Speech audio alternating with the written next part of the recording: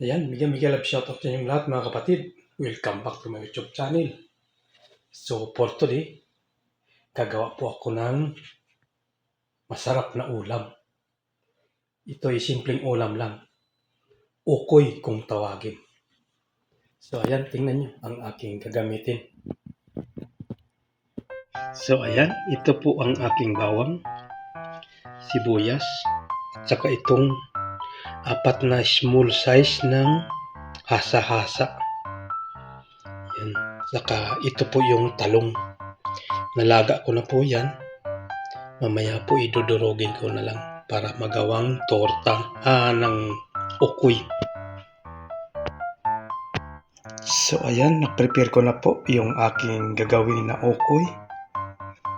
Ito pala yung isda kanina. Laman lang po ang kinuha ko dyan. Yung sibuyas, bawang, at saka maglagay tayo ng magic cubes,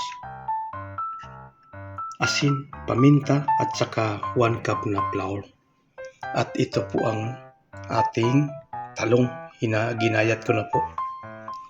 At ipagsama-sama na lang po natin yan dito.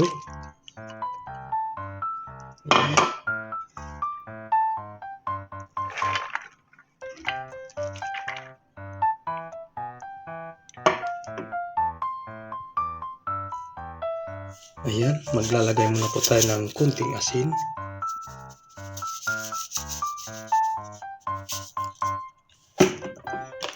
At saka ito pong paminta na durog.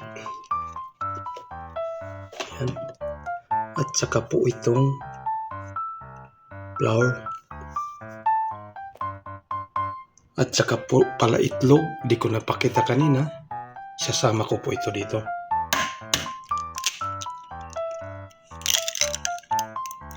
Ayan.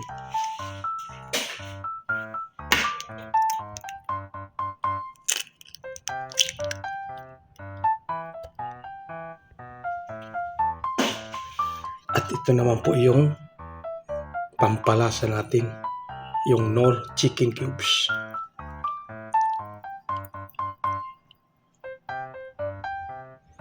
At saka po natin inimix lang ng ganyan para maghalo po sila.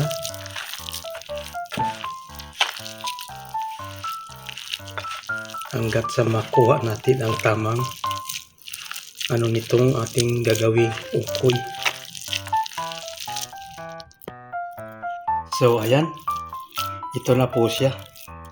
Okay na, gagawin na po natin, bibilog-bilogin na. So yan, umpisan ko na po maggawa nitong aking ukoy.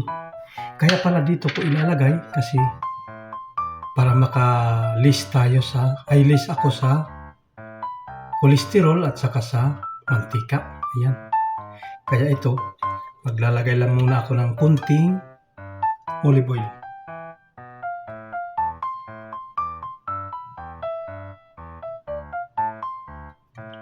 Yan, olive oil po.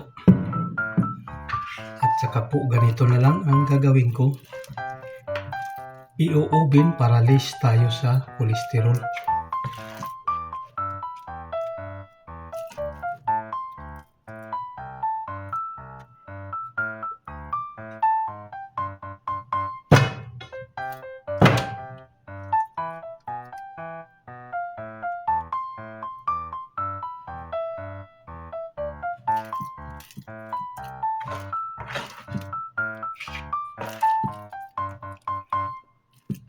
Kasi pag pinirito pa ito, maraming mantika. Kolesterol ang abot.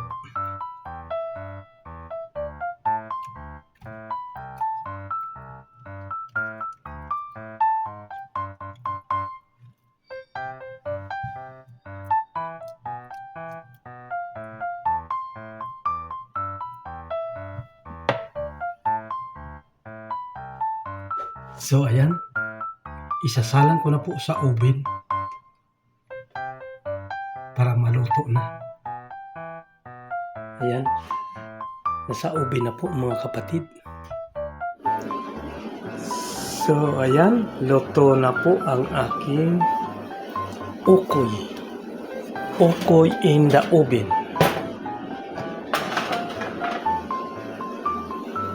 Yan.